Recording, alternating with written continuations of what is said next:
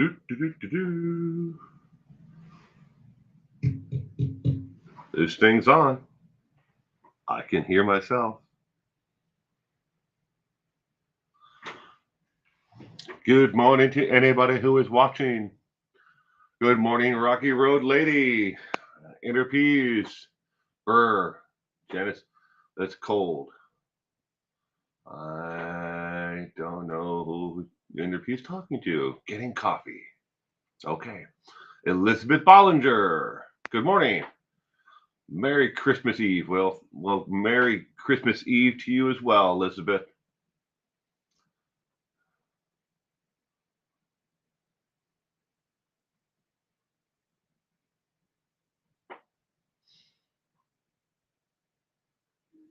I don't see anybody named Janice, unless that's somebody's name who's different screen name. Oh boy, it is cold here this morning. It is currently 5 degrees outside. 5. Well, it's 5 degrees above zero, so I mean, I guess that's a win.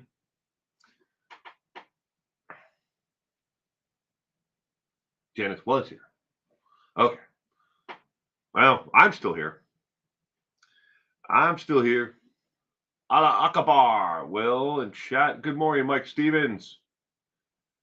Good morning to you. I hope you are doing well. What is it? South Carolina, I believe. Today is my son's birthday. Did not plan that out. Well, happy birthday to your son, Rocky Road Lady.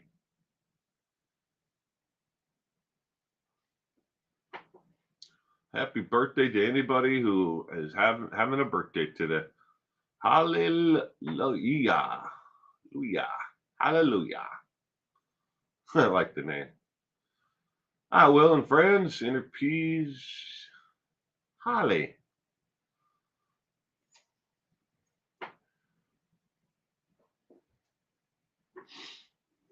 Yeah, 5 degrees above zero this morning.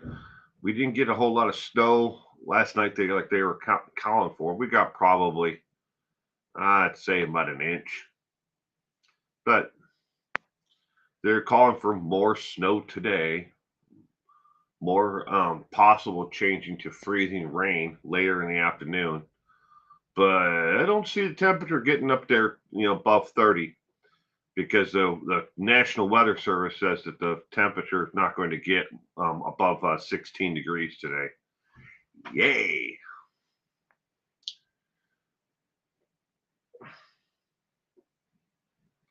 Travis Hines is 47 today. Well, happy birthday to Travis Hines.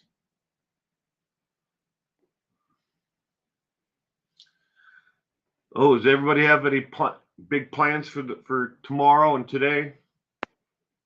Plan on going door to door caroling, hanging out, having dinner with friends and family, or just maybe kicking back and having a good cup of coffee and watching maybe something on television, maybe watching Die Hard, best Christmas movie ever. Good morning, Purple.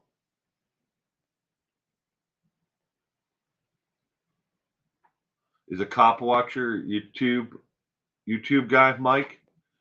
He said, does he run one of those First Amendment auditors channels?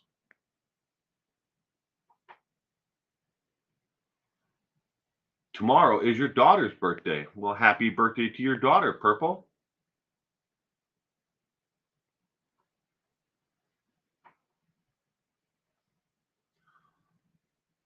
I watch some of those channels, Mike. I watch like Code Blue. That's not really an auditor channel, but that's what set me down the rabbit hole. And then the suggested channels that are that came along with that, auditor channels. Travis pretends to live in his car with a $20,000 savings. That is odd. I don't know why somebody would want to do that, but to each their own. I mean, I know of people who have done stuff like that, but they also had mental illnesses too, where they didn't think that they could get, a place. But we were able to help them out through a nonprofit that we used to volunteer with. Unfortunately, the nonprofit closed. Kicking back and watching you with a cat on my lap. There you go. Hallelujah. I don't have any cats out here in my studio today. My cat has decided to take off to the neighbor's home and is inside probably eating their cat food right now. They don't mind him though. He goes down there. He spends about half the time here at home with me. Usually in the studio. You can't see it, but there's a green chair there, and there's a big purple chair that is my wife's where we do our podcast. And he usually curls up in that purple chair. Okay, let's see if I can turn the camera. There's a big purple chair there, and that's a comforter, and well, the screen to the light that is blinding you in the eyes right there. But he normally curls up in that purple chair and sleeps while I'm in here. I don't show him on camera because he doesn't do much. He just curled up in a little cat ball. But he spends half the time down at the neighbor's house because they have a cat door that comes in and out, and he just goes inside and he gets along with their cat. So probably curled up somewhere, sleeping on their chair or couch or wherever he sleeps in their house. C. Jensen, good morning. Elaine Ann, good morning. You will. Thank you for the good work. Appreciate what you do. Well, thank you very much, C. Jensen. Thank you for being here with us. Hope I didn't miss anybody else. To scroll it up and make sure. Oh, well, we currently have five cats. I have one, just one. I have Bogey. I've shown him a couple of times on the channel, but he doesn't do much. He doesn't do any cat tricks, or he doesn't read, and recite poetry or anything, cool like that. He just lays around. But that's all right. That's what he does the best. Your cat is a cat burglar. He is. Tell you a funny story about how we knew where he was going. So this was past summer. I think it was June, maybe April, somewhere in there. In the month. He kept on disappearing, and we, for days and days on end, we didn't know where the hell he was going. He just vanished. Well, we get a call one day. My daughter got a call one day from our vet, and they said, "Hey, just let you know that your neighbor brought your cat in here to the vet." And we're like, "Oh my God, is there something wrong with Bogey?" And she said, "No, no, there's nothing wrong with Bogey. They just thought he was just a stray that got dumped in the neighborhood, and they brought him in. But when we scanned him, he's got the chip in his neck. We scanned him, and when it came up, that it was your cat. So we let them know that you live 2 houses away, and he's lived here for 3 years, and then he just all of a sudden decided to start showing up at their house. So they're kind of cool with it, that we talk to them every once in a while. We don't see them a lot because they work totally different shifts from us. So, but their daughter is, when she's home from college, she just dotes on him. Well, he likes it. Looks cozy and nice. Nothing more soothing than a snoozing cat. Yeah, that's true. But we have 5 cats in the house. We got Mama Cat, and then we have 4 of her offspring. So there's Darla, there's Ghosty Pie. I didn't name these cats. I didn't name any of them. So there's, except for Bogey. I named Bogey after one over par is a bogey.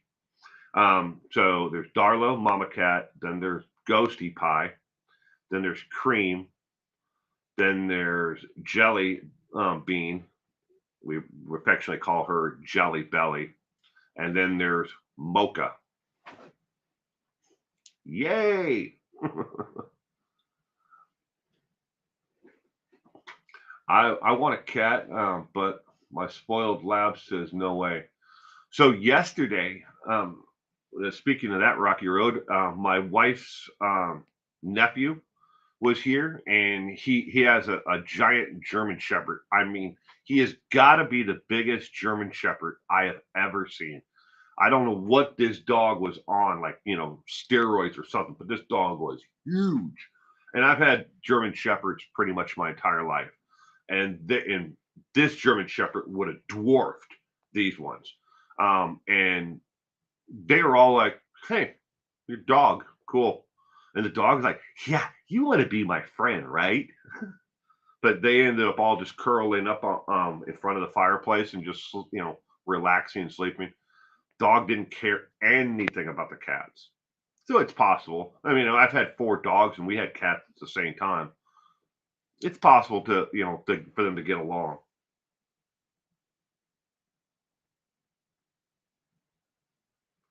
Is Short Nice cleaning her bathroom? Good morning, Short Nice. Oh, you're doing dishes. Doing dishes this morning. Samantha Mustard McDowell. Good morning. Seems our paths keep crossing. Were you guys on another stream this morning and caught each other, or yesterday?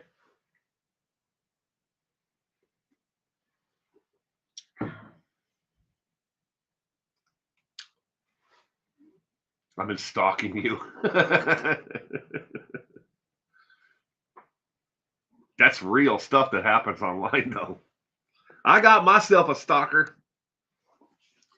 I never know where she's going to turn up next. And I'm not kidding. She follows me everywhere, online and offline. She's shown up at grocery stores. She's shown up near my son's school. It's some scary stuff.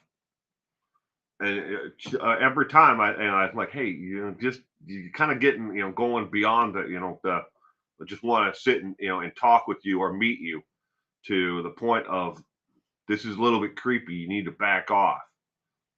And I've told her that. She keeps on doing it. Sometimes it doesn't pay to meet fans, but I would say that's a very rare occasion so far. I mean, that's a good 99.9% of the fans that I've met, have been great. Is your stalker in love with you? I don't know, Mike. I haven't had that in depth of a conversation with her to find out. The first couple times I ran into her was at a supermarket or a store near the supermarket, like in the plaza where that store is, and that was great. Took photos, with her, and her friend. Nothing, totally harmless, interaction. She told me about how she loved the content that I was providing on YouTube and on other social media platforms. And I'm like, cool, thank you, I really appreciate it.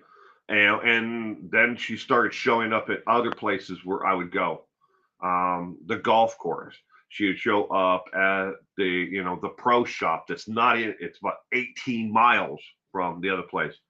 Then I realized that my GPS thing on um, Facebook was telling people where I was. Even if I didn't check in, she would be like, "Oh, Tim's in town, and he checked in here. That's where they're at," and then she would show up there. But I've never had an in-depth conversation with her to find out, is she in love with me? What the hell the deal is? It's just like, come on, yeah, you're kind of really, creeping me out.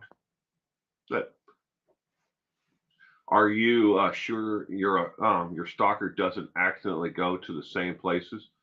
Well, I'm pretty sure of that, Mike.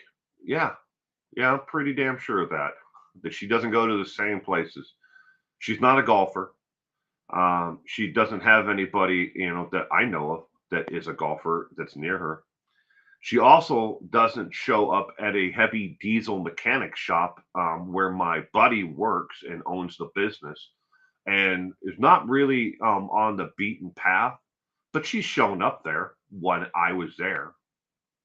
Uh, I don't think she has any interest in, in Caterpillar, engines and backhoes and, and excavators, but she showed up there.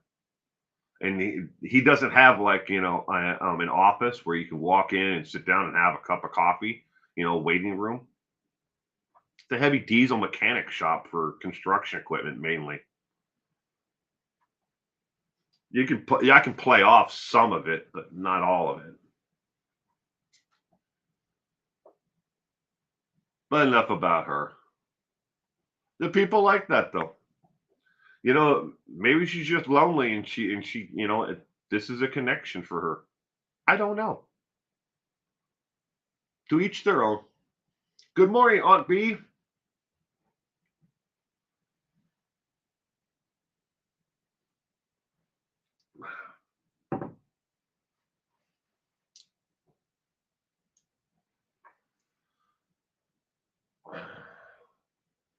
Facebook doxed you. Yikes. Oh, I've been doxed before. She can't get into the community where I live. No one can, because we live in a gated community. Yeah, I know. People think that, oh, you must be rich if you live in a gated community. No, I'm not. I'm definitely not rich. It just happens to be that this entire community was built for engineers and scientists, and they all left because the government contracts that they were working on ended and didn't have any jobs. So they moved off to somewhere else. And they had all these homes that were just sitting here doing nothing. So they sold them off fairly cheap. So we bought one. Good morning, Gone Girl. Hope you're feeling better this morning. She's an ex-wife who had was held a grudge against me for being his last record. Williamson, unbeknownst to me, she volunteered at a local charity shop and kicked me out for no reason. Wow, that's scary.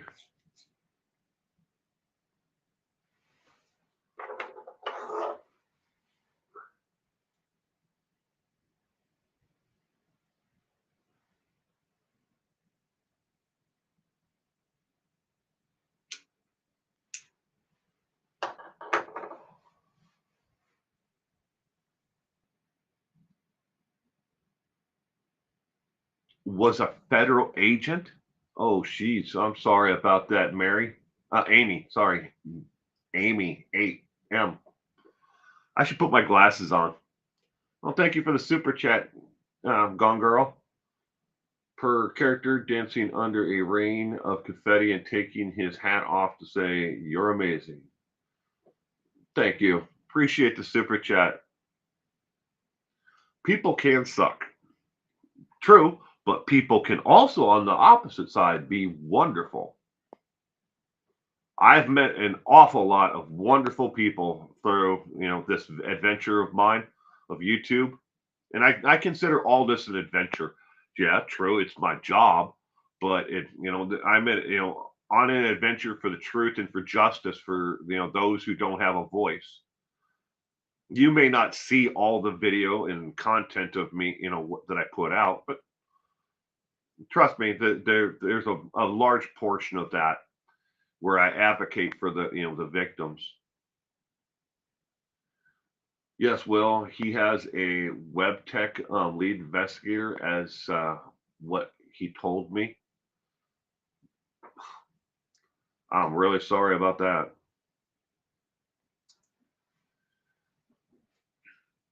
But you think you could do something about it if he's a federal agent, report him to his bosses or something. You got to be going over the line there.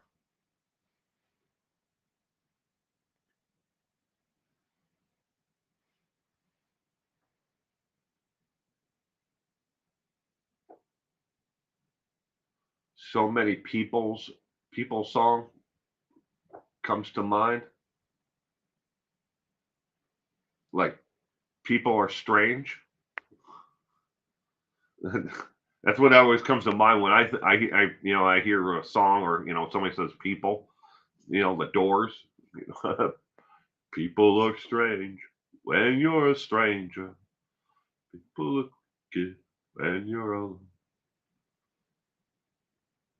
He showed up at my work and flashed his badge to the hospital police. This was 20 years ago. Wow. Hopefully, he's not stalking you anymore, Amy.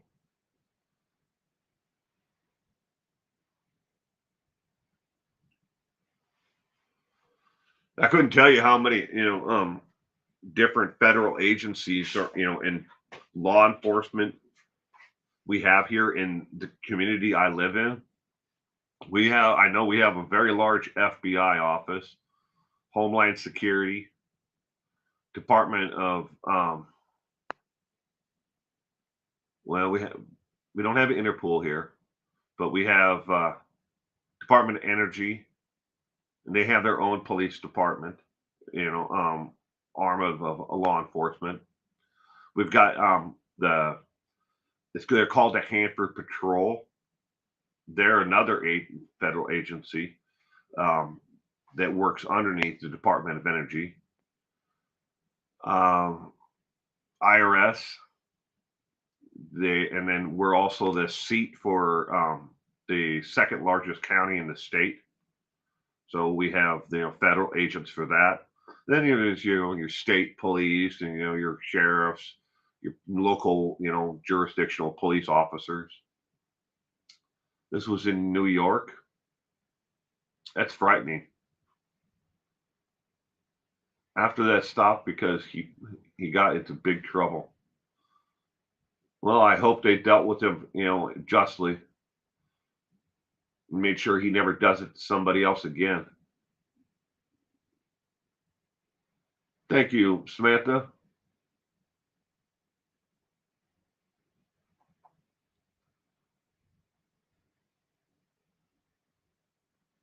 There's a lot because I mean most of the area where I live, you couldn't buy a home here. You couldn't get electricity.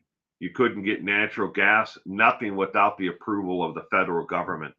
That was up until probably about 30 years ago.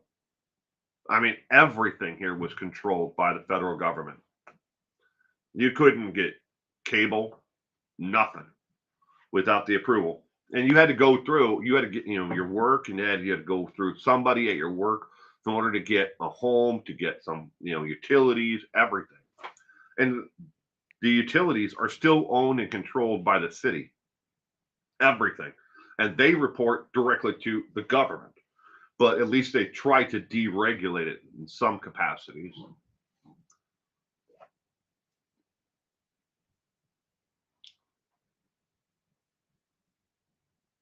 Don't let me blab here by myself. Cement shoes.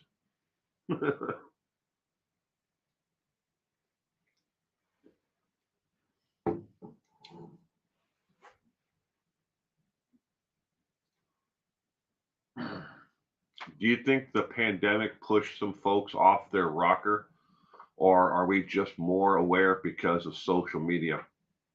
Aunt B, to answer that question, and it's a very good question. Thank you for posting that. Um, do I think that the pandemic pushed people off their rockers? Human beings as a whole, all right, we are social creatures.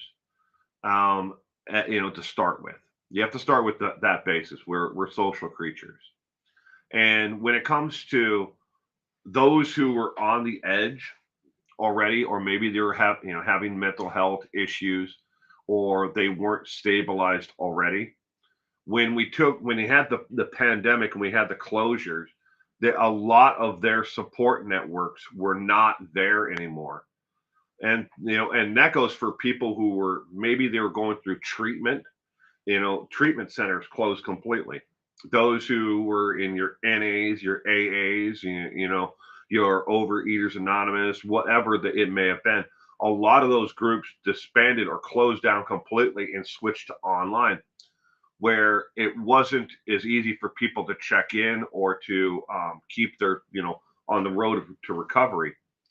Then you had the families who weren't able to check in on the the uncles, nephews, the sisters, whoever it might have been because of the pandemic. They didn't have that checks and balances within their lives, so they kind of just drifted farther off. So to answer your question, yes, the pandemic definitely hurt, and we're going to see, and they know statistically that even in small populations where things have had happened in the past, after people have come out of a pandemic or a closure, that we're going to see a spike in crime rates because of it. And we could see more mass shootings. We could see more, violent crime in that direction from the pandemic. Um, but so I hope that answers your question. I mean, there's a lot more to it than just that.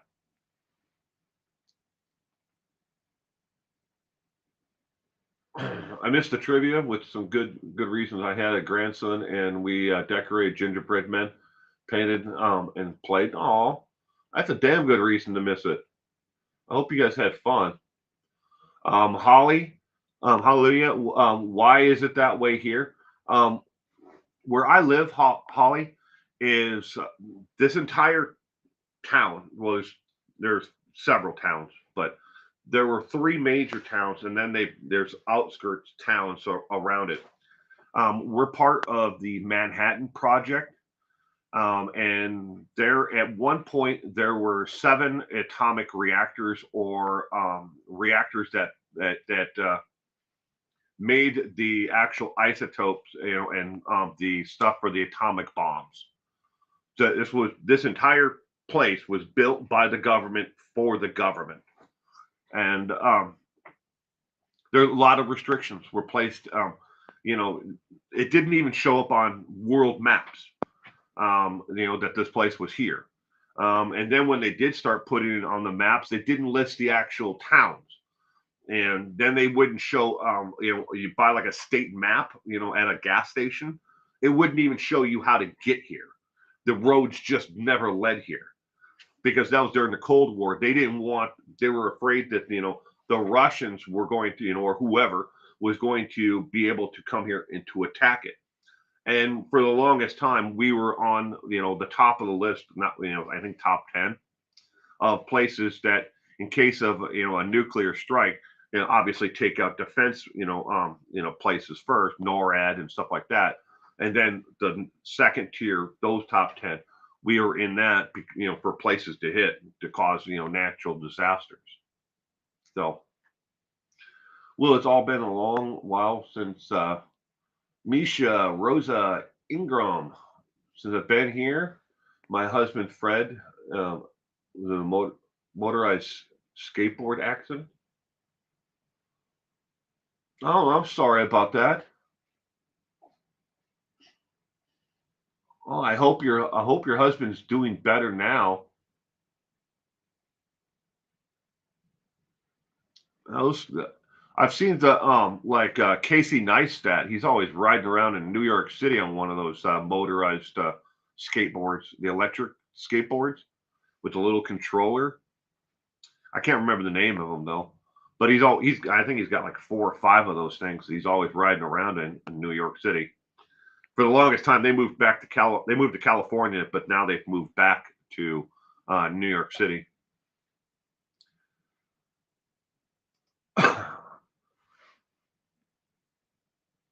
Wow, Will, are you in Tennessee? No, no. Hallelujah. I'm in Washington State. There were three places in America that built parts for the atomic bomb, that the bombs that we dropped on Hiroshima and Nagasaki. Tennessee is the Savannah Nuclear Project is down there in Savannah, Georgia, and then we're up here in Washington State, and then there's the 3 Mile Island Project, which helped build parts. They didn't build the isotopes. The isotopes came from the Savannah Nuclear Project and from us is where the actual nuclear parts came from. but the bomb itself was assembled in different places.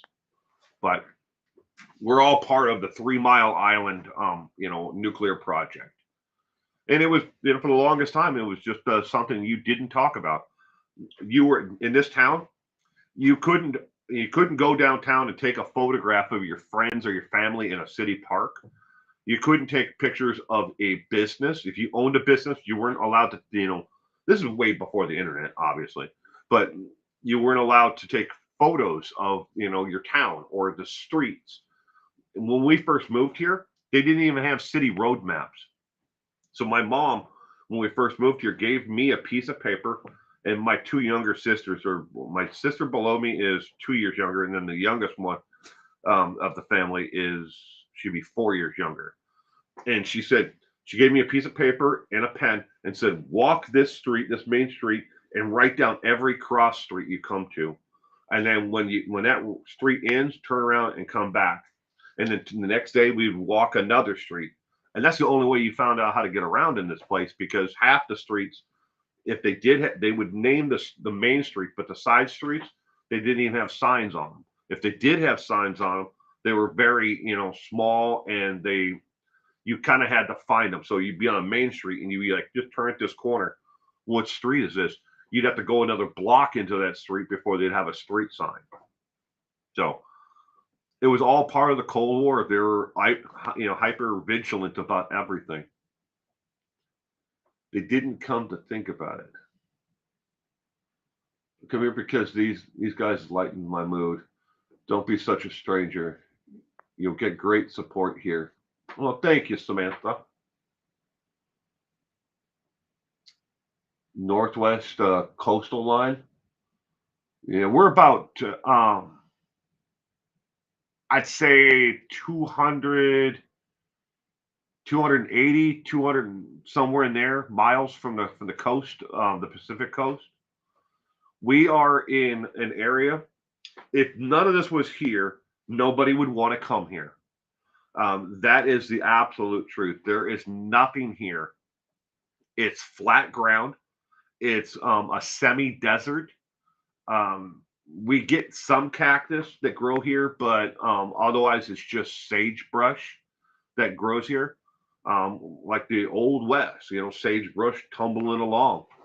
There was a couple small little farming communities here and there, but nothing of any population over a couple hundred people.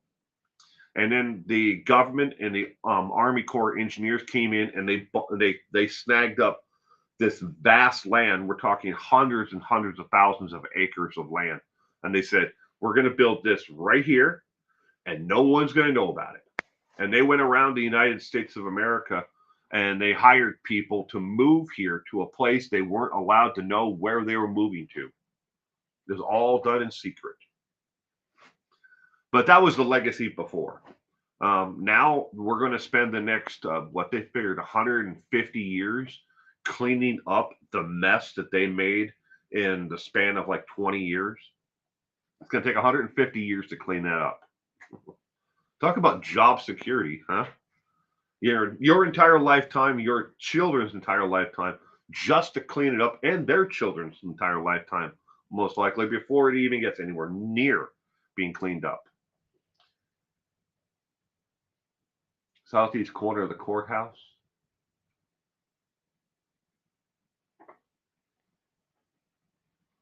Your stalker is only up because my stalker. She was here before, way before me. Is your stalker pretty? Mine, Mike. I mean, beauty is in the eye of the beholder. Is she attractive? Of course, she's attractive. She's not my type, but then again, I'm not. I'm not looking for a fatal instinct, kind of friend. So the kind of, what was that? Was that Glenn Close in Fatal Instinct? I ain't interested in finding anybody like that in my life.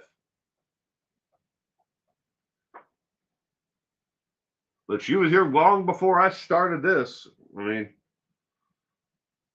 She's out there. She's probably watching this right now. If she's not watching it right now, she'll watch it later. I know she will, because she's every once in a while she pops into the comment section still, or she emails me or messages me, or she'll tweet something at oh, it's not on the screen, but you know she'll tweet me something, and I'm like, shit, delete.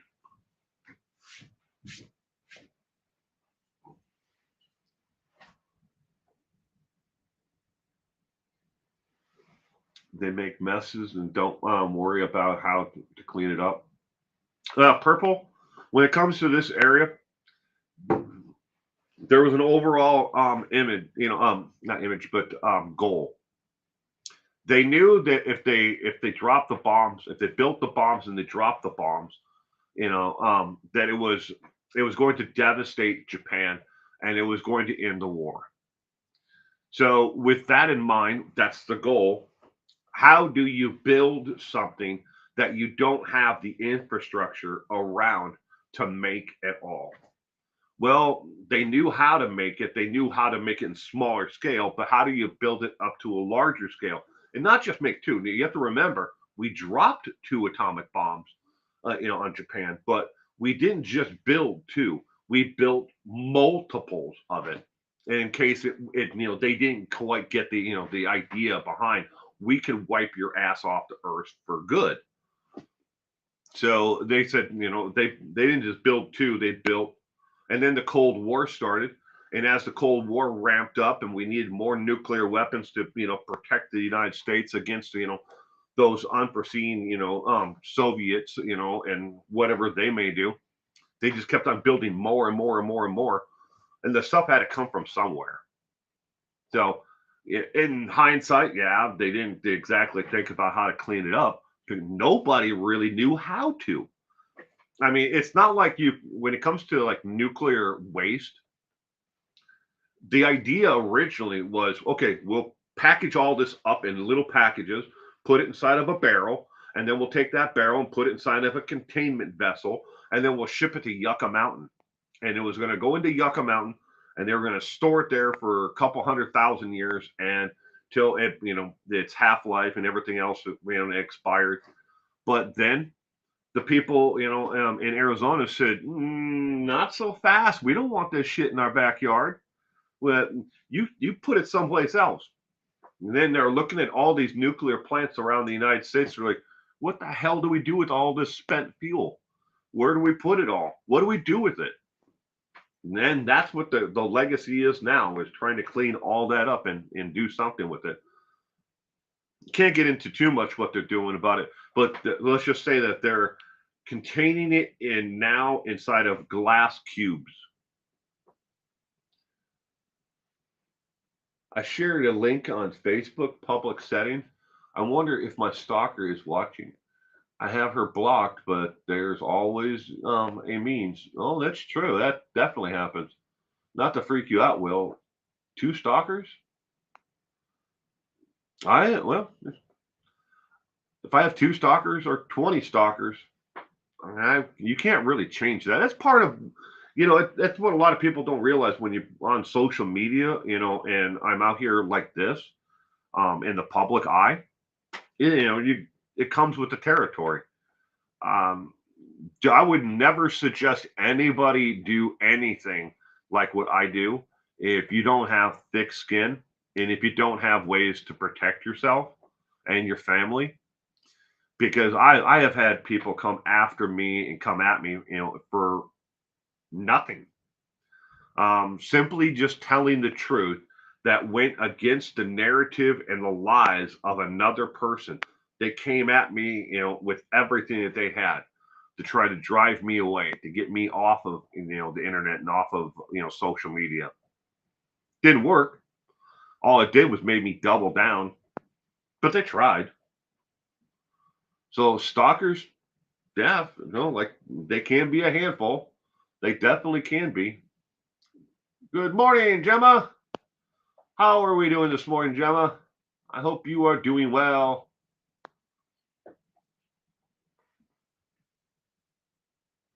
But that's just that, part of it though.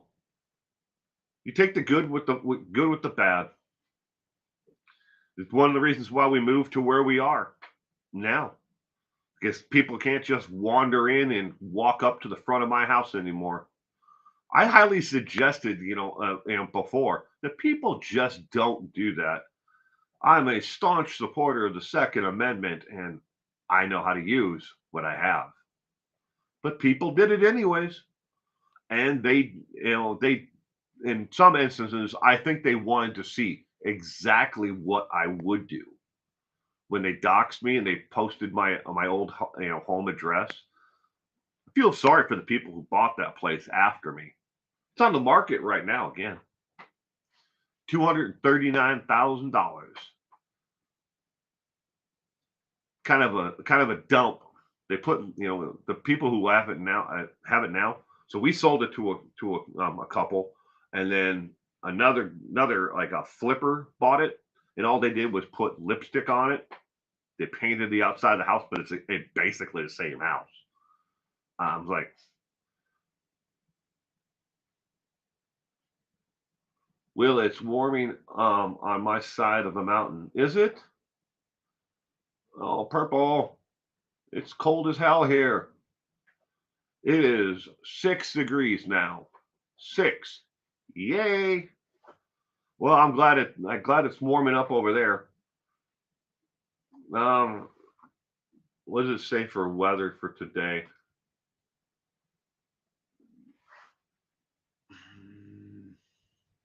We have an 85% chance of snow today, where I am, and snowfall should start around 11 o'clock. The temperature at 11 should be 17 degrees at 11 when the snow is supposed to come in. Roads are looking clear. No traffic jams. This is pretty cool. I love watching this map because you can actually see the little dots of cars on the road.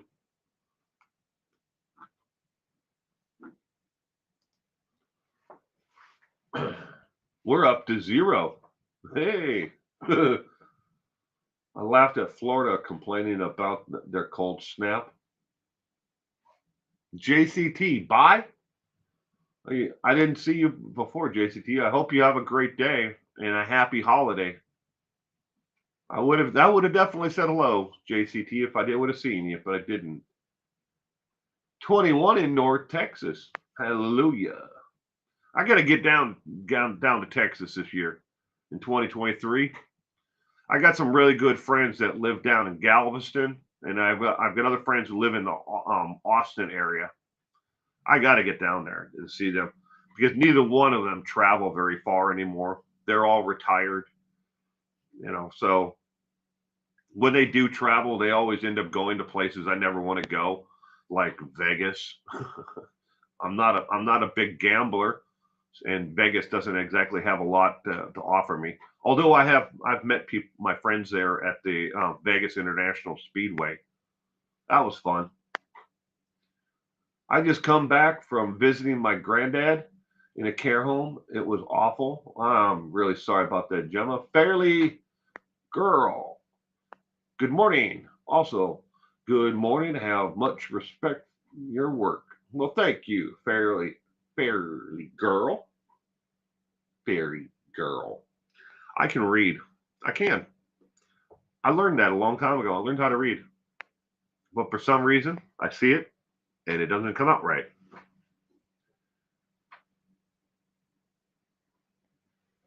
You have to run, Aunt B. Aunt B, you have a Merry Christmas as well. I hope everyone does. Even if, how am I doing, Gemma? I'm doing good. Getting ready for tomorrow. We're scaling down for the amount of people. We had 31 for Thanksgiving. Tomorrow we're only going to have 20. At least that's the official head count for tomorrow. And Christmas is. I can't wait for. We have to turn down everything when it comes to like lights and music and everything else for my son because he gets over stimulated from the whole Christmas thing. So we're gonna take it easy, and give him extra time to um, open gifts, and kind of absorb what's going on. It's a process. So we'll probably end up doing it in two parts. Yeah, I've got relatives I'm going to tomorrow. That's cool. Are you taking off, Michelle? Michelle. Christmas is exhausting. Well, to everybody, if you're taking off right now, I saw somebody else who said they're taking off as well. Where'd it go? You're funny, Will. Well, thank you. I just like the food in Vegas. It's not the same as it used to be, Amy. There used to be, those buffets are everywhere. Almost no one has buffets anymore. Um, I mean, I can understand that, but it was just like though some of the larger casinos still have the buffets, but it's nowhere near what it used to be like in the 80s when we used to go there. When the first time I went there, everybody had a buffet. Um, no, it's nowhere near though the same. I have to go to Vegas. If you love shows, and you want to see like the shows, or if you like to gamble, there's nothing wrong. If you to each their own. I'm not going to say that gambling sucks. God knows I hang out in the casino whenever my friends are in town because that's where they all like to go.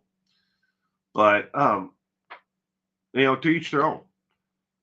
The shows are awesome. There's like the zip line, on Fremont. That's fun. There's other attractions there outside of town and in town.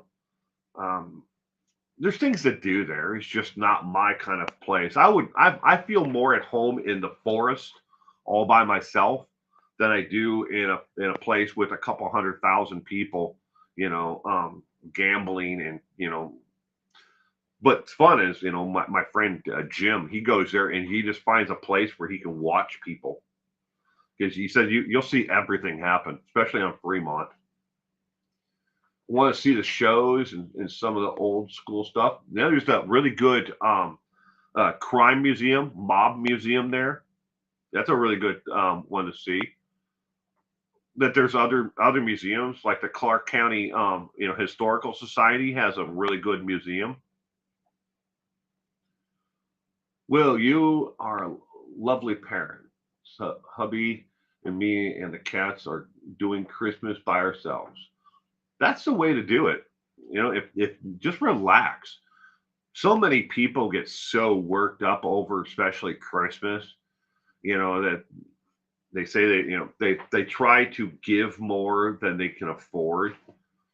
We always, and our motto is always live within your means, and save for tomorrow because you never know what's going to happen the next 6 months from now, 12 months from now. I don't know. I'm with your friend Jim.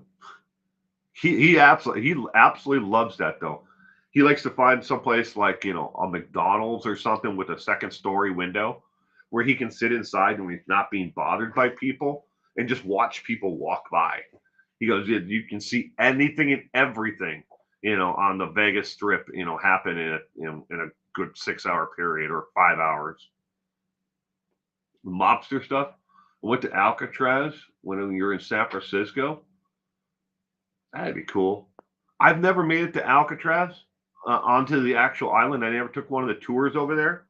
Um, I've been to like Fisherman's Wharf, the Ripley's Museum. A lot of the touristy traps there. I went to the one thing where you can put a quarter in and look out at the island.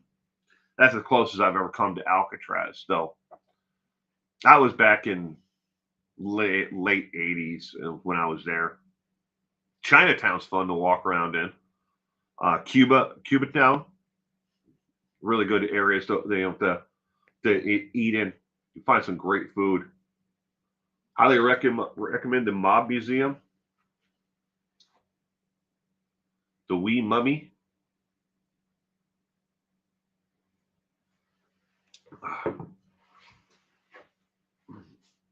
Jim said in all the years he goes there, his wife goes gambling. She plays like the one armed bandits, and she'll do that for hours and hours and hours. And he just sits and he finds a place. He's got a couple different spots that he likes to go to where he's inside and not out in the weather, and people can't bother him. And he just sits and watches people. He said you'll see everything. Got to go to your pace on a tour of Alcatraz. Maybe that's one of the things I'll do. Make it sound almost impossible to get onto Alcatraz. Wow, that wasn't almost impossible. You just have to take the tour boat over because it's kind of like an island. The Rock.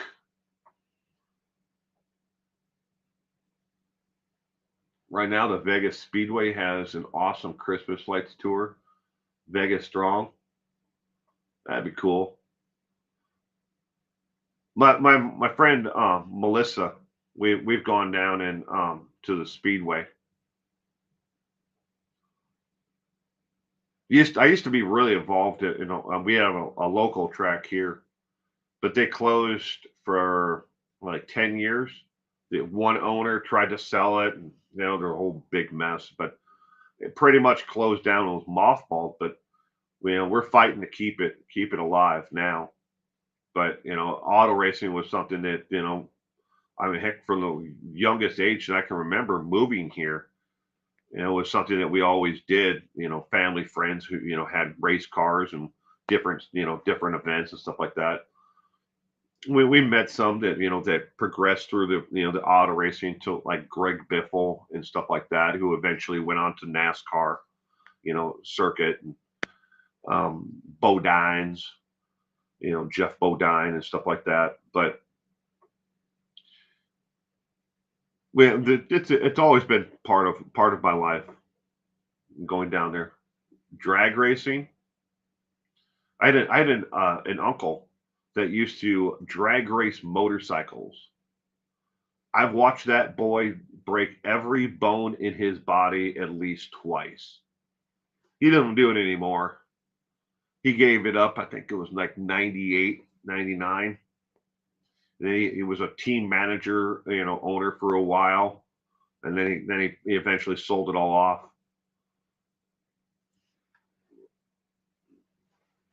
The nearest drag strip to me would be actually closer to Purple.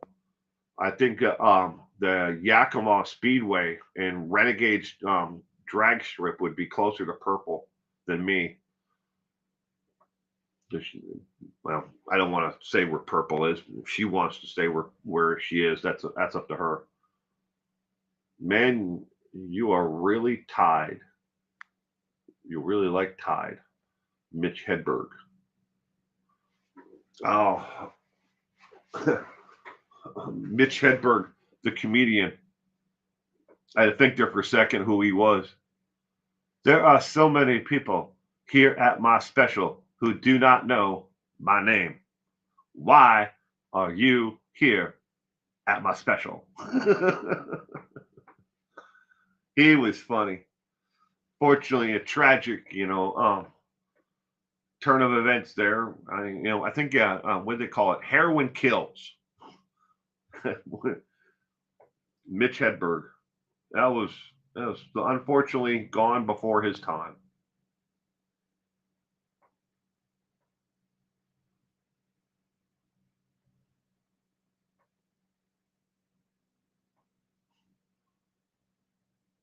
I'm on the down solo side on the west side of the Cascades. There you go. Yeah, but the Yakima um, Speedway and Renegade's drag strip would be the closest to me. Quite a while, ways to get there, but that'd be the closest one. There used to be one in Spokane at the Spokane Raceway. The track is still there, but the drag strip is long since gone. I don't know of any drag strip in this Seattle area. There might be something near Tacoma.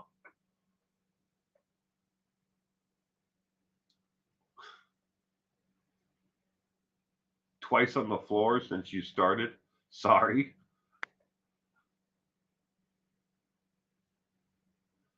It's an interesting way of saying where you're at. I'm on the down solo side of the west side of the Cascades. It was part of his act. I used to do drugs. I still do. And I used to do.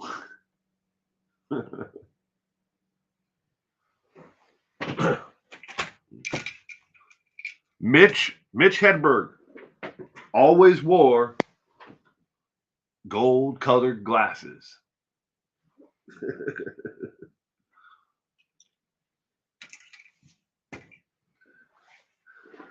Don't know why, but he always did. International Speedway, now it's called the Pacific Raceway on Highway 18. Hmm. There are a lot of little tracks like and drag strips that are just gone, bulldozed, and and in the name of progress. With but family friends of mine that used to race, there was like 5 different tracks that they used to all go to: Hermiston Raceway, Tri City Raceway, Spokane Speedway, then Moses Lake. I can't remember what the name of the track there was, but there were like 5 different places they used to travel from racetrack to racetrack, racing. But now I think that Spokane's still there, Hermiston is somewhat in business, and then the Tri City Raceway is open. So 4 of those 5 are open, but the drag strips are all gone. I know the Tri City Raceway, theirs is now part of the parking lot and gravel parking lot. Spokane's is long gone. I think it's been just abandoned. They tore up the track completely. The drag strip track. The raceway's still there. At least it was a couple of years ago when I was there. There's one in Everett area that I'm told for raceway. Now you're wondering what really happened to Natalie Woods?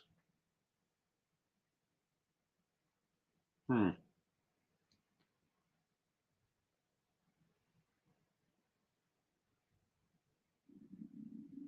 Freeway. It goes heart to heart. My husband Fred, his father and I went to drag strip down in Southern Illinois a few years back. That'd be cool. There's a lot of tracks like that, just like minor league baseball teams and their fields. They're long since gone. Don't support things, they don't stick around.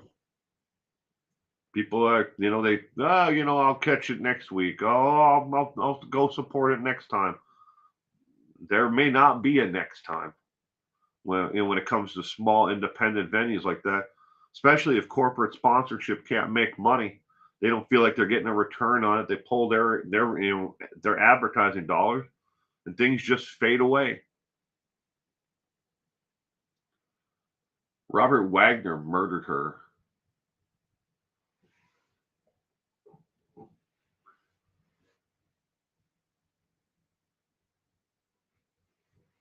Hathaway.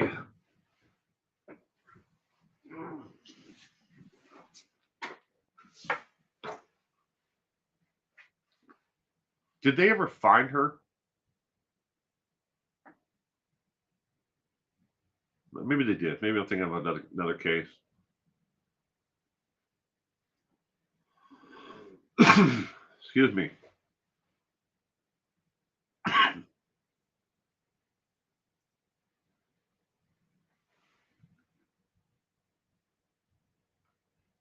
I'm on. Scroll up.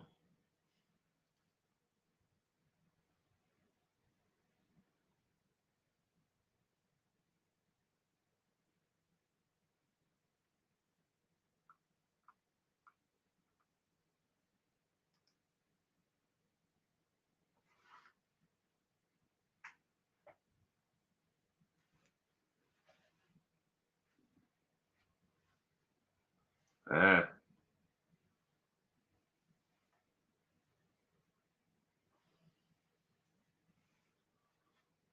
HR, HIR,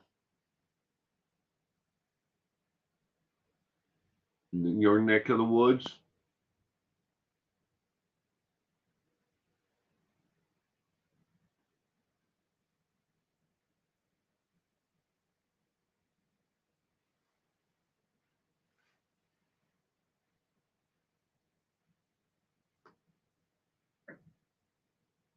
A lot of tragic deaths out there. Who really knows what really took place? I mean, you can place blame on people, but there's some of it has to be her fault as well. If it that helped fuel the reason for the cause of her death. Straight road, all the teens use around here to do their drag racing on. There's a strip of road that is it's a 2-lane road that's between Yakima and coming back towards um,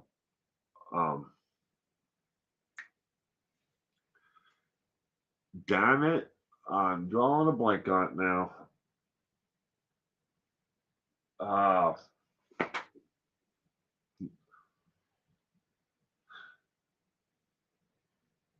Mapton, I think that's the name of the town. But there's a strip of an old highway road there. That's where the Shelby supercar set its world record for the fastest production car. It beat the Bugatti Veyron by a large margin. And then they said there was issues with how the world record was set. So then they shipped the Shelby supercar, not affiliated with Shelby as in Shelby, Ford, but Shelby, completely different, spelled the same but different, family. And they shipped the car to, I think it was to, I want to say Florida, or and it beat the Veyron again, and that wasn't an official testing. And then they went to someplace outside of the strip between Reno and Las Vegas, and they actually got the official record for beating the Veyron for the fastest production car. I mean, I think one of those Shelbys, it costs like 7 million. Is like the starting price for one of those cars. Not sure why anybody would want one, but people do. They only build like 10 or 15 of them a year.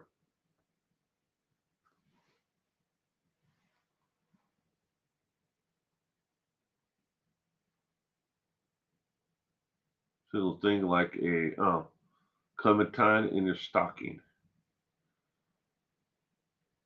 I'm sitting this Christmas out. Might go to the beach and have a hot chocolate like I used to do with mom. There you go, inner peace. But make your own tradition. That sounds like a good start to a tradition. Go to the beach, kick back, watch the waves come in, have yourself a hot cocoa. That sounds like a great idea. Mike misses his mother every year. Wow. Sorry about that, Mike.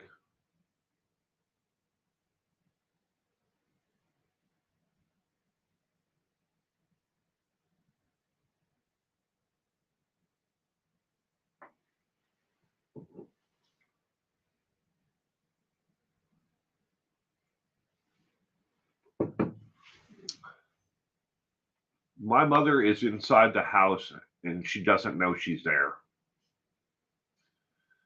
She doesn't, her mind's going, and every year that goes by, it's less and less and less. Sat there yesterday trying to help her fill out her Christmas cards. And I'm like, it's 2 days before Christmas. They're never going to get them before Christmas. She couldn't remember how to spell even simple names like Dan, Dan, Dan.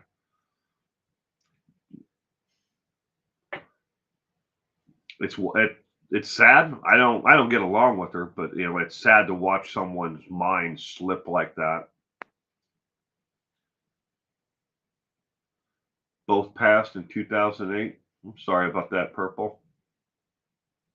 I always tell my girls, if you want a good man, look and see how he treats his mother.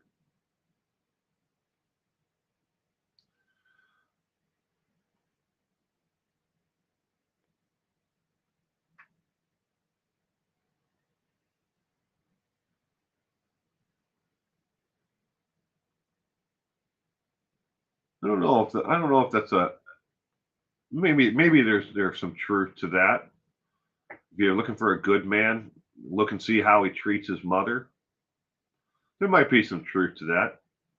I would say that if you're looking for a good man, look at how he treats those who are around him and people he doesn't know.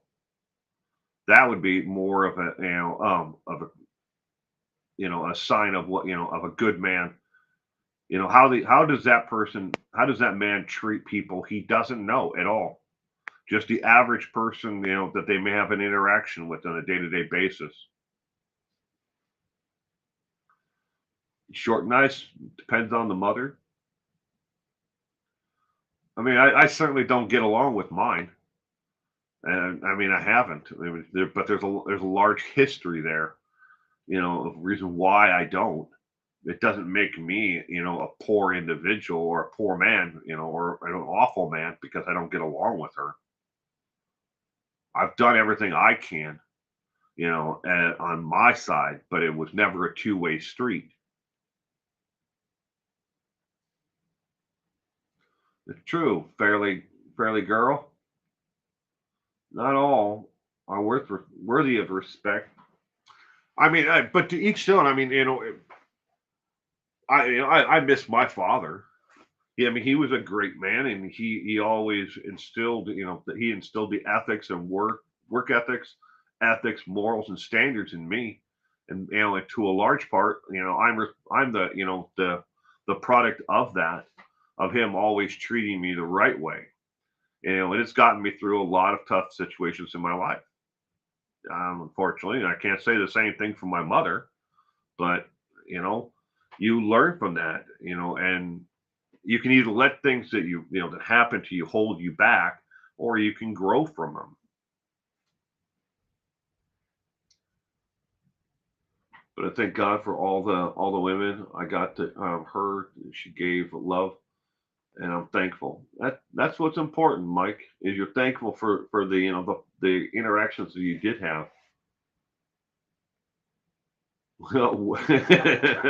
Worth ethics. I was talking to a friend of mine just this morning about how hard it has been for him to find good employees. And I'm not shitting you at all. He has interviewed well excess of 30 different people, 30 different men and women for two positions at his company, and he cannot find anyone that is willing to work and actually do the job. I mean, he pays above scale, right? Don't want to get into what he does, but he pays above scale for an entry level position and for those who are above, who've gotten their licensing and everything else. He pays above scale, but he can't find people that are willing to work. That's his problem. They start off for like the first couple of weeks. They work out great, and then it just tails off, and it's like, what the hell happened? They realize they don't have to work as hard. They don't have to put in the drive is not there anymore. And he's like, they got the job, and then they just slack off. So he interviews more and more and more and more, trying to find somebody who's got a work ethic and standards that he needs for his business. I mean, he's the one's responsible for the entire thing. Sad. The rail construction going on near me. These are professionals that abuse their equipment.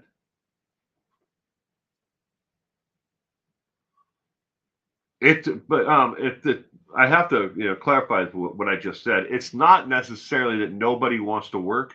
It's a certain generation of age group of employees, people who he's interviewing who don't want to work. And he's found that if he can find somebody in their 40s, 50s, they're more willing to work and do the job than opposed to somebody who's in their mid 20s or 30s. And that's the absolute truth. I've watched so many people come and go from his business, and I'm like, and I always wondered, are you just like a really bad boss? What he's like, ask him. I'm fair. I pay. I am on time. I pay above scale. I give them benefits. I pay for their vision and for their their dental for themselves. They have very low copays when it comes to their families. The benefits are all there. The money's there. I just can't find anybody who's willing to work. I'm like, damn, that sucks. Gen X is the last working generation. That's a what he's finding is those who are younger in whatever Gen whatever XYZ PDQ or whatever hell generation the next one is. After Gen X's, he's finding a lot of problems with. But and then a lot of on top of all that though, he's found that those who would normally be able to work and take those jobs have decided that, especially during the pandemic, when the closure and the shutdown, he found that a lot of them have decided to strike out on their own. The ones that would have been great employees, that would have, who had the drive, the work ethic, the morals, the standards and everything else to do the job, they've decided to go out on their own and start their own place, their own business, as opposed to working for somebody else. So there's that gap of like those who are qualified to do the job are not there. Those people who he wants to do the job have gone out and they've started their own. And he's like, what do you have to do? You have to wait around for people to maybe fail. You don't want to wish bad against people. You don't want to say, look, there's not enough work for you. Why don't you come work for me? I have the work for you. Oh, I don't want to say that that the next generation are all slackers or they have no work ethic. Because grouping people together, in something like that is it's not right because there's always those who are hardworking, and lumping them together and saying, well, they're all bad is never the right thing to do.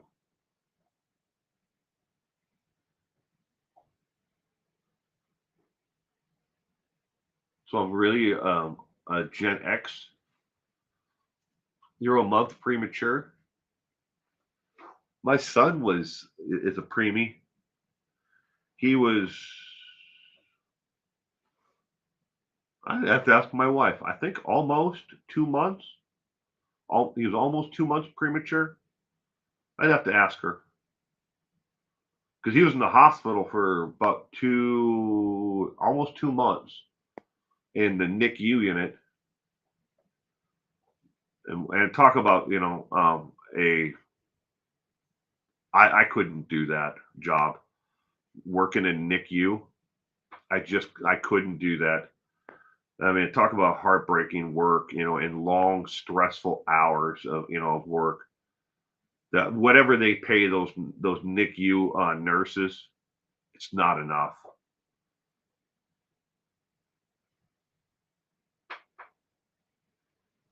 You're a boomer.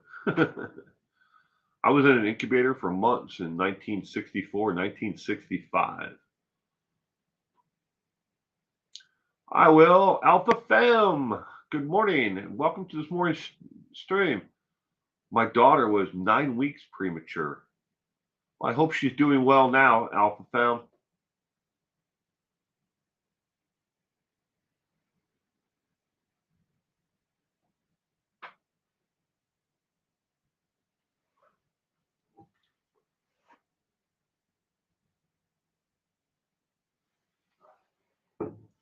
The world changes, though. I don't know if anybody else out there has, children in their 20s. I do, but the way that they interact with each other, the way that they date, the way that they, progress through, their relationships, it's all changed. It, it's all changed, and it'd be completely foreign to you, if you haven't seen it. You'd be like, how the hell does that even work? But it does somehow. My post up a few extra weeks. Apparently, she was, but was her out? LOL. She'll be 21 soon. Well, happy birthday to your daughter. 21. Lousy at math.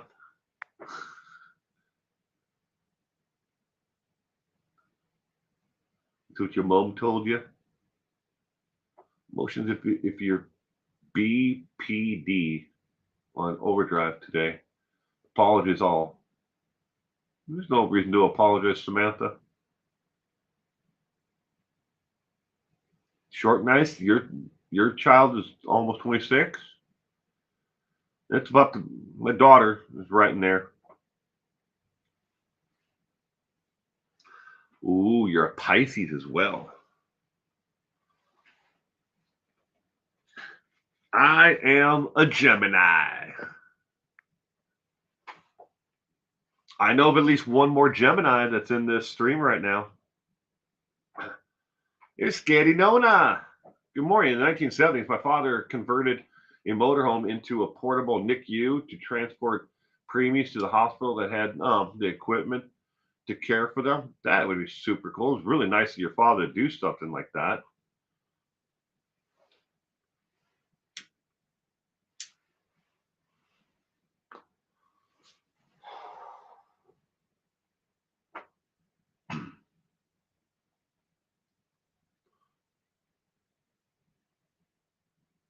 What's it like, Will?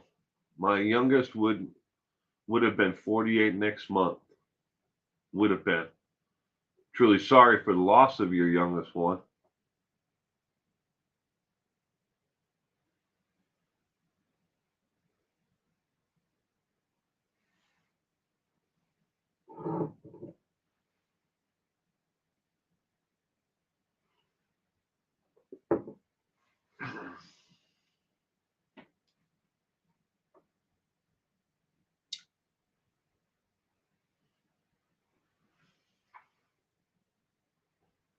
Hallelujah. You're Gemini as well.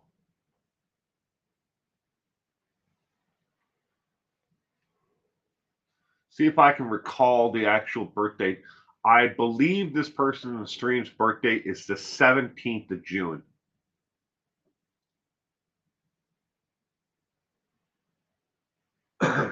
There's some Geminis out there. But I know of at least one, now two, who are in the stream.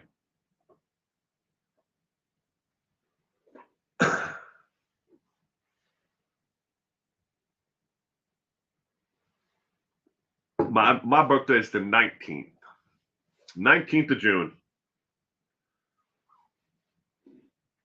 My family ran an ambulance limo caravan. Funeral services for 44 years. Insurance filing was a nightmare. I bet.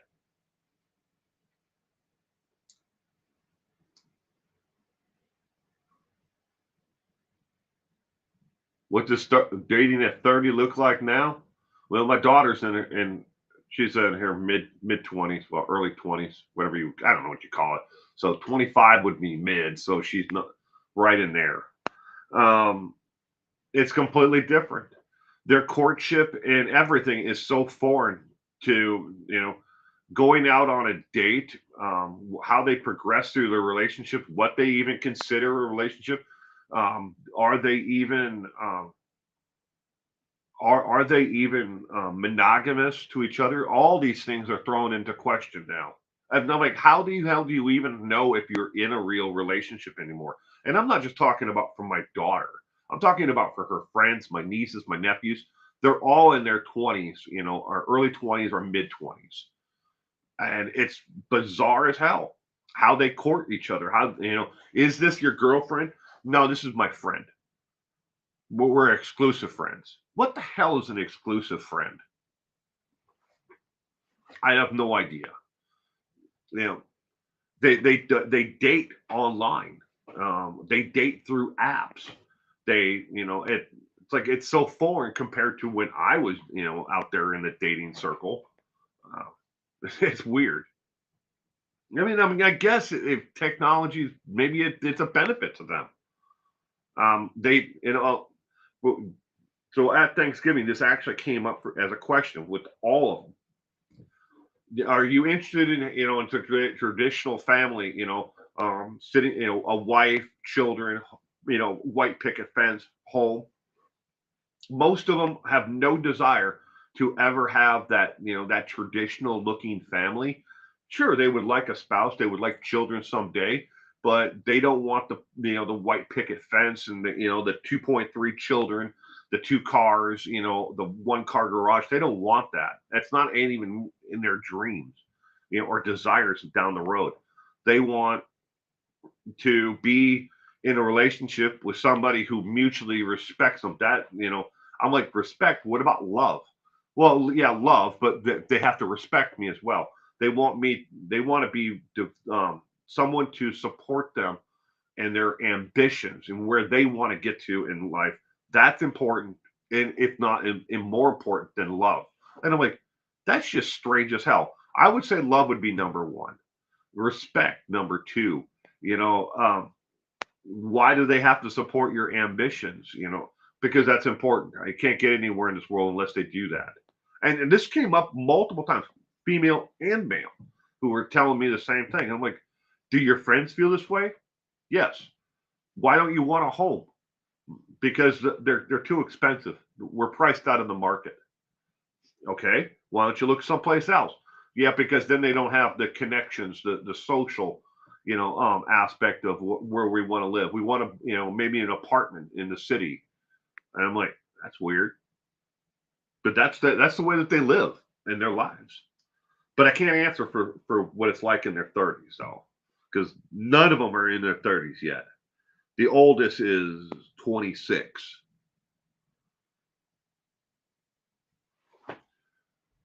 It's foreign to me. It'd be foreign to a lot of you as well.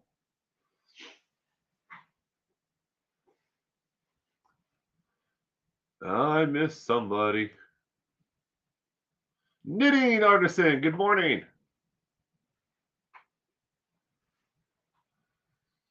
Yeah, you don't ask that question, inner peace. Not in today's culture. Not in and at least with my nieces, nephews, their friends, my daughter, and all of them. You don't ask what their pronoun is. If they offer up what their pronoun is, then you can refer to them as that. You don't say, "Are you male or are you female?" I'm not shitting you. These kids, I call them kids, but they're young adults. I mean, they pay taxes, they work, they do everything else, but they don't refer to themselves necessarily as male or female. And then there are those who are what they call a gender fluid. They're not gay, they're not bisexual, they're gender fluid. And I'm like, what in the hell is that? And that's when Google, on your phone, I always keep it open. I'm like, what does that mean? Trying to figure out what the hell people are even talking about anymore. When it comes to I get a whole bunch of these people around, and they'll all be here tomorrow. But you learn about the world, but you can't ask. In a lot of situations, you just can't ask. I mean, what's obvious to you is male, and what is obvious to you is female. Is not what they may consider themselves. Yeah, in the end of it, though, at the end of the day, I just look at it and it's like, if it makes them happy, does it really matter to me? You know, um, If what they consider themselves, if they want to consider themselves a bowl of spaghetti, call yourself a bowl of spaghetti. I don't care. It doesn't affect my life any if you want to refer to yourself as a bowl of spaghetti. If you want to refer to yourself as, a space heater, or, a letter of the alphabet, J. Well, I don't. What's J? Oh, okay, if that's what you want to refer to yourself as, is you're a J. Whatever. It. How does that affect my life? It doesn't.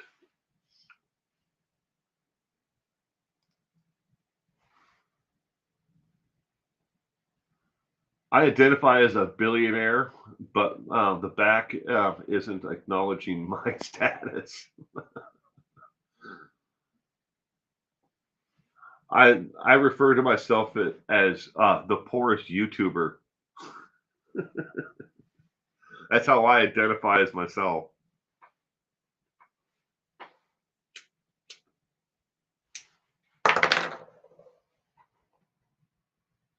I'm a trans billionaire.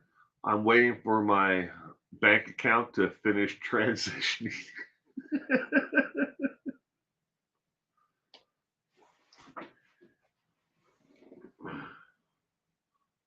Where are we getting off since we are wealthy and in spaghetti?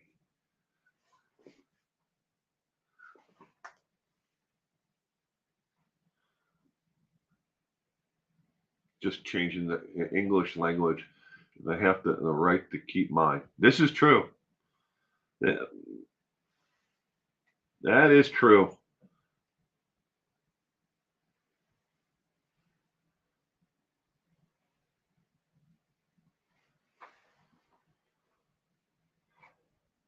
The one thing that I don't agree with the most is cancel culture. I don't understand that. And if you've got children, grandchildren, or anybody who is in college, you have no idea just how much of a backslide we have taken in America when it comes to the education system. We are no longer in the top 10 for for writing, curriculum comprehension. We're no longer in the top 20 when it comes to mathematics. We're not in the top 10 for science anymore. And we're not even in the top 10 when it comes to development of new technology. The American education system has slidden, and all we are doing is putting more and more people in charge of the system to degrade it even further, making, taking all the money out of public education is only going to hurt those who are at the most vulnerable in our population. They're never going to be able to succeed coming through public education anymore. And then they get to college and they get rid of anybody with a view that they decide is not what they want to hear. Professors, anybody, lecturer, and, and who may be in a class. Now, I don't like what your view is. Let's get rid of them. Let's all go to the dean and get rid of that person because that person's view is not with today's society. Instead of embracing and being there for to learn and expand your knowledge, of different areas and see different sides of different subjects, we now funnel everybody away that has a different view than what the those who are actually at the school want to support. And then if that changes, those people are gone as well. And people have been forced out of tenure positions at professors left and right. It's never been as worse as it is now today. And I really feel sorry for those who are trying to get in an education and expand their knowledge of the world and around them. But hey, we allow it.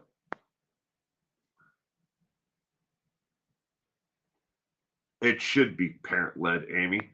You would absolutely be surprised how much, for my local school board,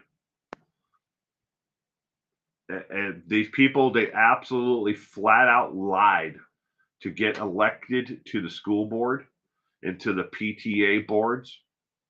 They lied their ever living butts off to get elected.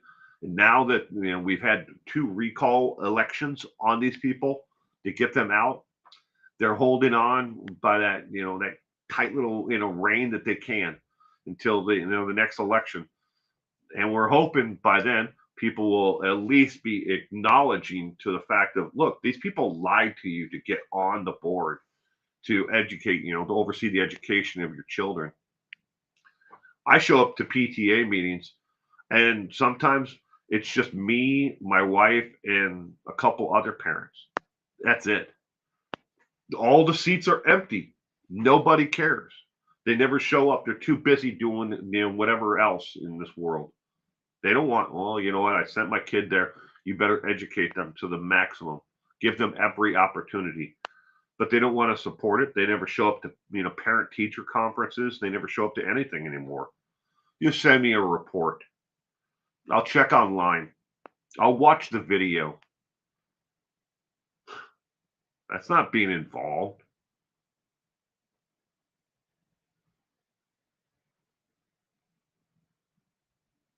I guess I'm a terrorist then. I'll be damned if I'm going to allow somebody to railroad or walk over my son, to and not give him every opportunity to to get an education because he's different from other children. They say, look, your son has barriers to an education. Yeah, he does, but it doesn't mean that you don't have to offer him an education. You have to treat him differently from others. Maybe it takes a different way of teaching him.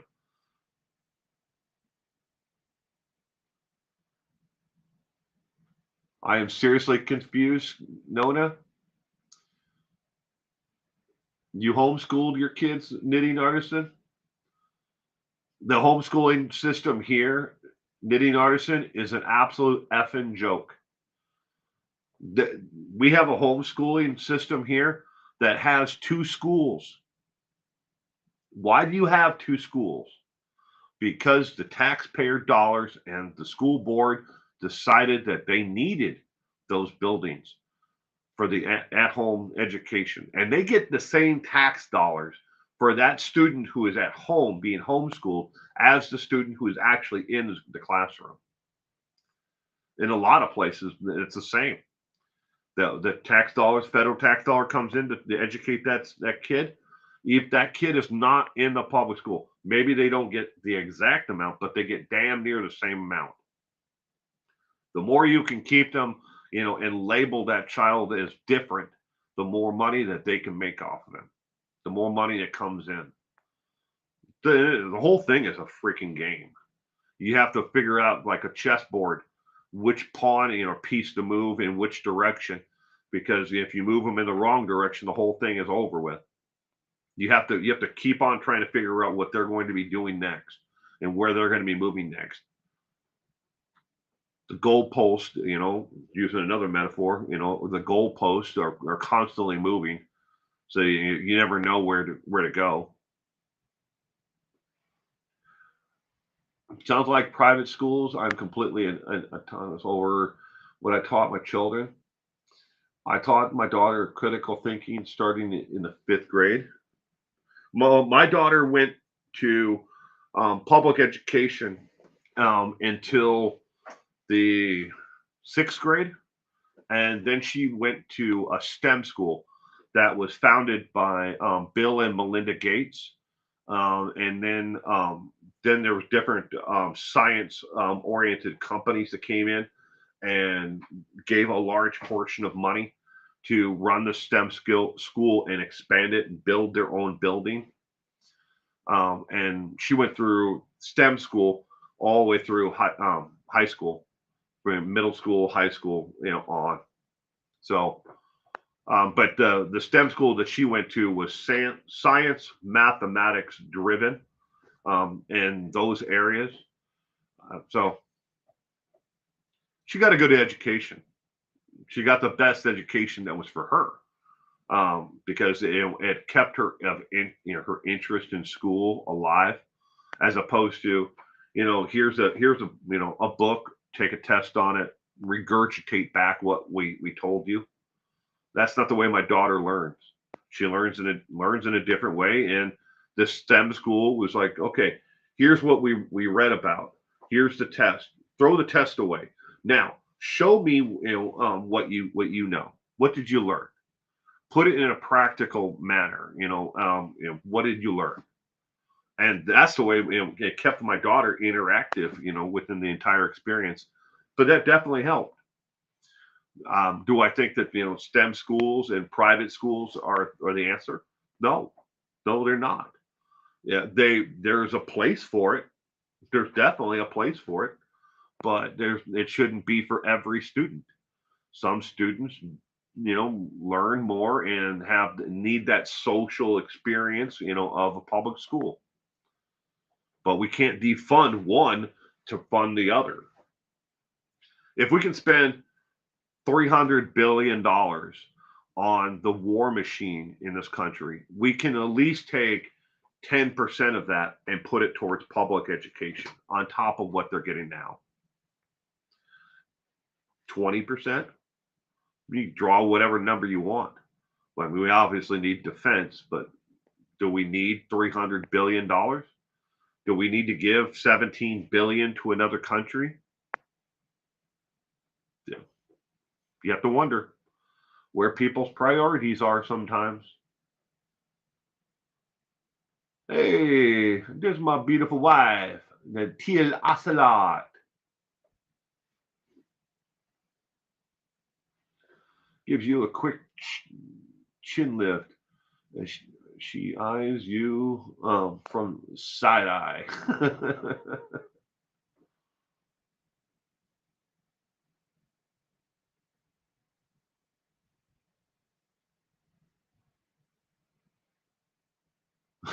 I do crochet sometimes. We can still be friends, inner peace. I knit while you crochet. There you go.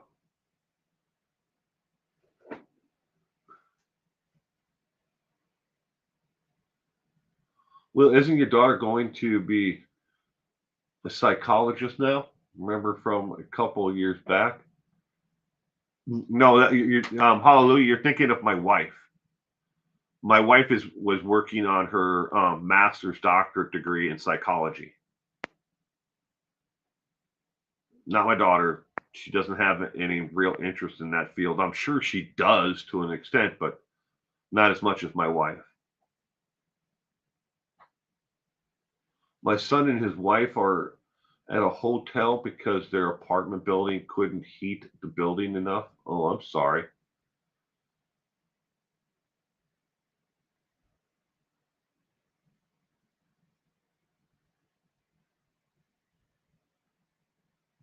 6 cents Amelia.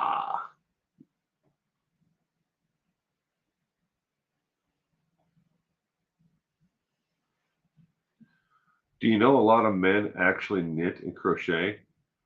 I think they use he as well. Hmm.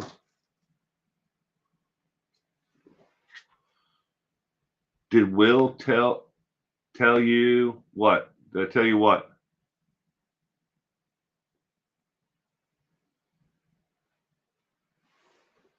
I don't know what I'm supposed to tell. What am I supposed to tell, honey? Y'all, our cold snap here. Yeah, we talked about the weather earlier, sweetheart. Been brutal.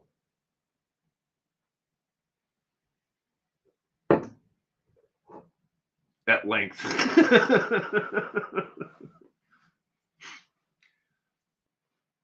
It's still cold. It's that time of year. It's what like Oprah used to say. You get cold and you get cold and you get cold. We all get cold in the wintertime. They have a pug. I wonder if they snuck it into the hotel. I hope so. I hope they didn't leave it at home. Santa was good to you.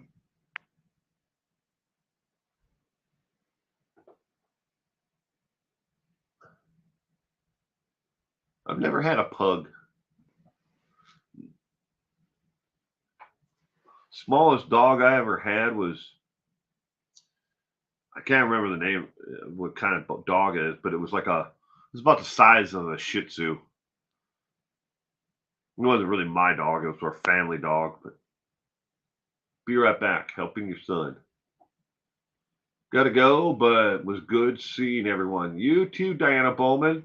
Sorry if I didn't say hello earlier. Giving you all hot cocoa. Hot cocoa sounds good. 24 degrees here. Now going to get warmer today. I hope it does. Oh no, the pug was at the wedding this summer. So was mine. You have a pug as well, Nona? Well, that's cool.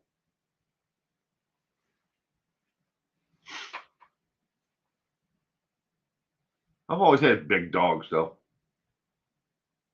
Who is following my son into the bathroom? LOL.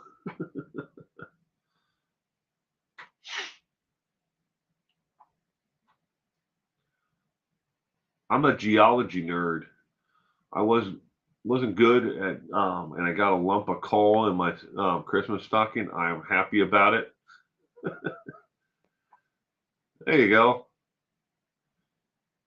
I always found geology, interesting. I don't know if I would have studied it in college, but I always found it interesting. I think I know two things, yeah, they always pop into my head every time I see them. Like columnar joint rocks. For some reason that always comes to mind. Oh, look at this coffee pot here. Who left all this alone? Oh well, guess I'm gonna have to help myself. All right, ladies and gentlemen, I need to end the stream. I need to go kill my wife. She's about to drink my coffee.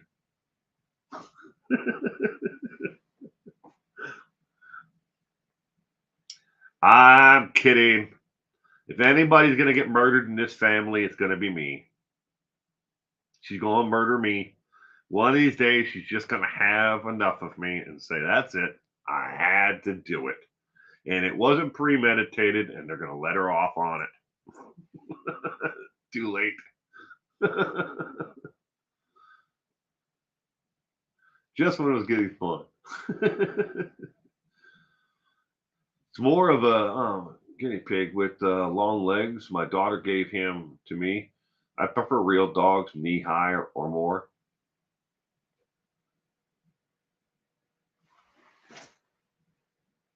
Merry Christmas, y'all. Stay safe. You too, Samantha. We'll make a YouTube vid about it. We'll. She's gonna bury me out back with the dead hooker.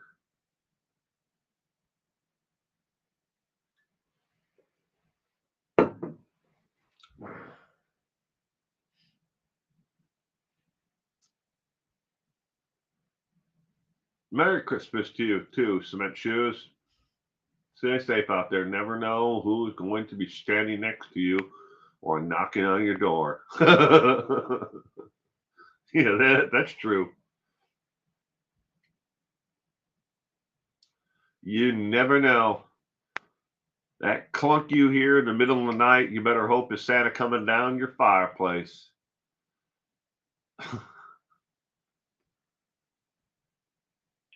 Great hanging out with all you. Merry Christmas. Merry Christmas to you too. Hallelujah. After this, I'm gonna have to put on Leonard Cohen's Hallelujah. I got the song on repeat in my head right now.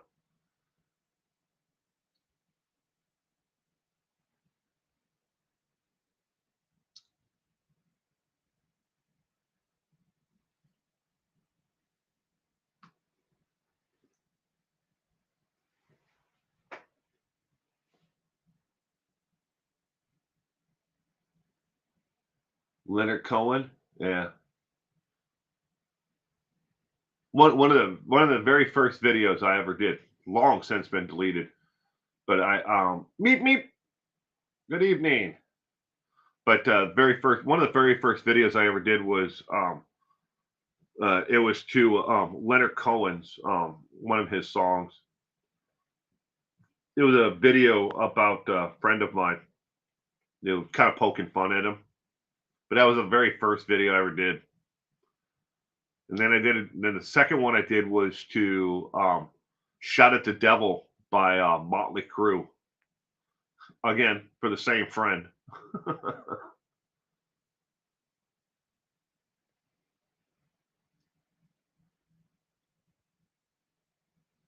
Those videos are long since gone. What did I do with that paper?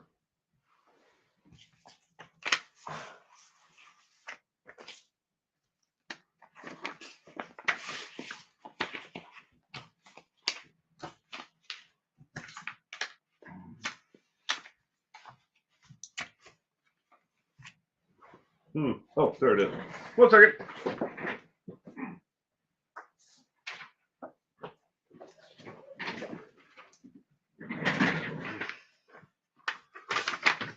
As of December 12th, so that was 12 days ago. On December 12th, I have been on YouTube for 5,579 days. That's the very first uploaded video to December 12th. 5,579 days.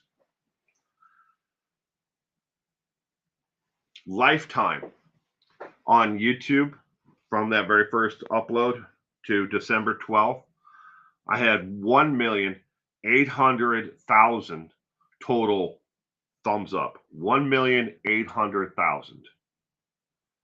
My total lifetime comments, that's comments that are left on YouTube, on live streams, videos, and shorts, all of it together, 2,240,000 comments lifetime on, in that 5,579 days. I've had 1,387,000 of my videos, either shorts, live streams, or videos that I made. 1,387,000 total pieces of content that have been shared. Yeah, that all of that equates to less than 20% lifetime of people who have watched my comment, liked my comment, shared my content, have ever subscribed. Less than 20%. It's actually 19.5%. So I went through all the metrics from my channel lifetime. A lot of people love it. A lot of people like it. Very few people subscribe to it. Another great chat, Will. Such a friendly place to be. Merry Christmas to all. Merry Christmas to you too, Rocky Road Lady. And thank you for hanging out with us this morning.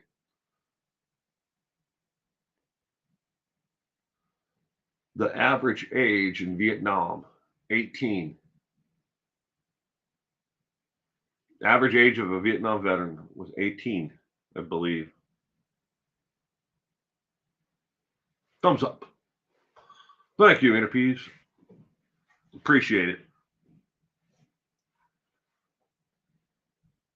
But as the scroll on the screen says, give this stream a thumbs up and please subscribe. 11% of the 2.5 million views in 2022 were subscribers. Only 11%. Paul Hardcastle saying 19. You got 20% of the population, Will. All of the nut bars. Average age of a Vietnam veteran now is in late 60s. Yeah, I believe that. My wife's stepfather, he's definitely in there. Will is relatable. That's why I watch. Well, thank you, Meat.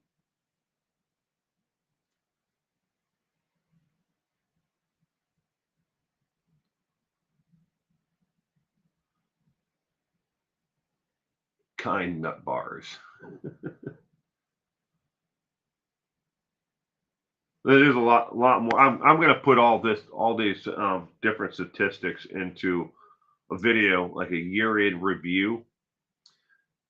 I keep on saying I'm going to film it. I just haven't gotten around to it. Because a lot of times, when I do these, year in reviews, it kind of bores people. They're like, I don't really want to hear that. Well, why don't you talk about somebody who's been murdered, please? Not one nut bar, UK chocolate.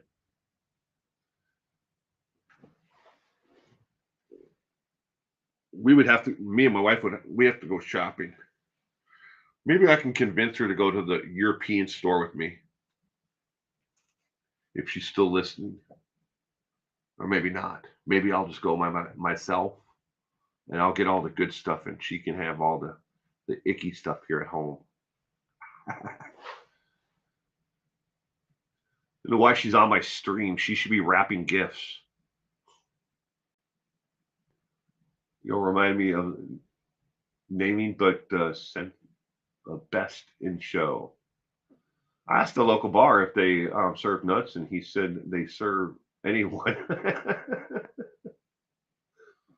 Why can't it automatically give a thumbs up when we view? Well, that's true. But how would they know if it's supposed to be an automatic thumbs up or an automatic thumbs down?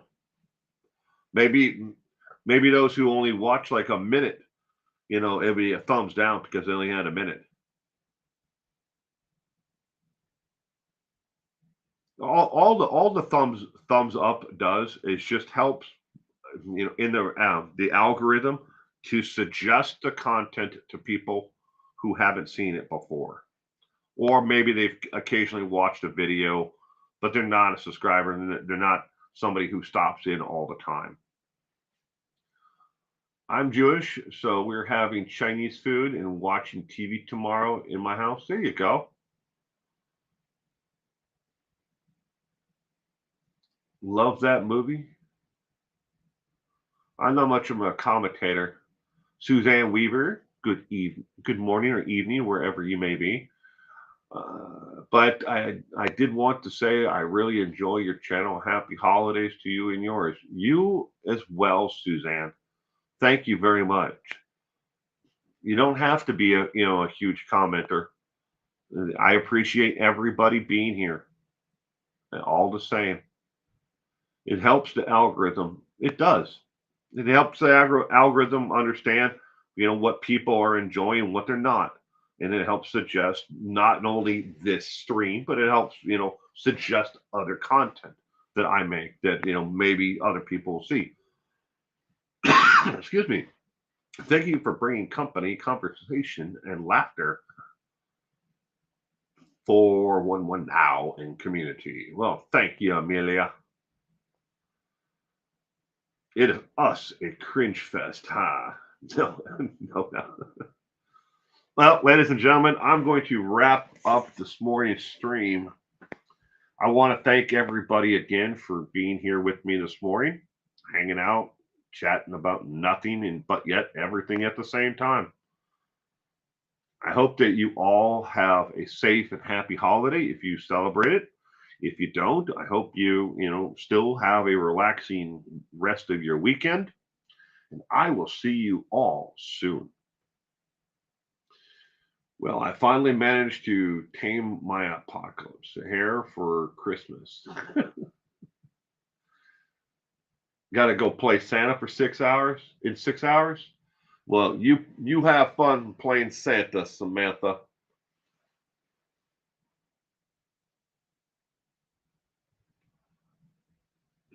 Merry Christmas, happy holidays to everybody.